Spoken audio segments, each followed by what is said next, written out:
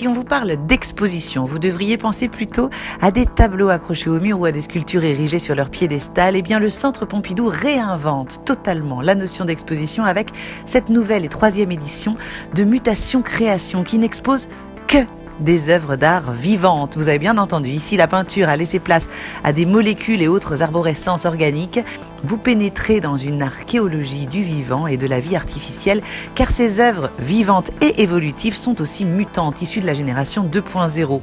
Une 50aine de créateurs, tous plus futuristes et délirants les uns que les autres, des ingénieurs ou des savants fous, des artistes de demain en somme, sont ici réunis pour nous étonner avec leurs œuvres d'un autre espace issu de laboratoires scientifiques. Une centaine de projets sont exposés, impliqués dans des processus de croissance ou de dégénérescence, nous dit-on. Alors concrètement, l'idée ici, ça va être d'essayer de délimiter l'art de la science, la création de l'innovation.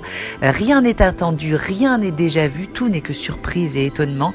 Des œuvres immatérielles, des œuvres numériques, instables. Ici, vous pourrez par exemple sentir des parfums disparus, observer des structures d'algues ou de cristaux plongés presque littéralement parlant dans un monochrome vivant, ici dans ce bassin, à l'eau couleur de la peau. Comment ces technologies se traduisent-elles dans le champ de l'art, du design et de l'architecture, voire même de la musique? Que dire de la place de la nature d'ailleurs dans une exposition du vivant, une nature dont le concept même est devenu indissociable de celui de l'artifice et de la mutation. Des questions dérangeantes sont ici artistiquement abordées. Peut-on programmer le vivant? Quelles sont les technologies du vivant? Quelle frontière entre l'impression 3D et la vie organique? Là, vous vous dites qu'on nage en plein délire. Eh bien non, l'exposition nous présente bel et bien une structure, par exemple, imprimée en 3D vivante. Elle est créée justement avec ces techniques d'impression en volume. Cette structure géante intègre en son sein une cyanobactérie photosynthétique injectée sous forme de biogel. Alors on parle plus communément d'une algue bleu-vert, une algue qui respire en convertissant la lumière en oxygène grâce à la photosynthèse. Autre exemple, cette installation qui accueille des tarentules asiatiques qui tissent bien tranquillement leur toile dans un échafaudage imprimé en 3D.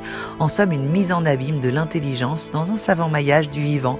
Finalement, une exposition de la vie artificielle, une manifestation résolument prospective, ancré dans les problématiques contemporaines, un observatoire incontournable de la création et de l'innovation au croisement de toutes les disciplines, car comme le vivant, l'art ici n'entre dans aucune case.